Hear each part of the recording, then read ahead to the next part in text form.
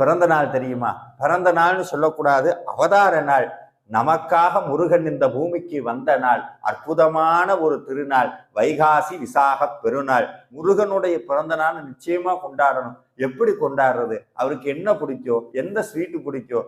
ஒரே ஒரு ஸ்வீட்டு தான் பிடிக்கும், திருப்புகழ் பிடிக்கும், கந்தர் அலங்கார ஸ்வீட் பிடிக்கும், கந்தர் அனுபூதிங்கிற லட்டு பிடிக்கும். இதையெல்லாம் மனதார சமைச்சு கொண்டு போய் முருகா வச்சுக்கோன்னு கொடுத்தீங்கன்னா அந்த குழந்தை கை நிறைய எடுத்துட்டு 12 கையில உங்களுக்கு அள்ளித்தரும். மனதார முருகப்பெருமானுடைய சன்னதியில் நின்று திருப்புகழை பாடுங்கள்.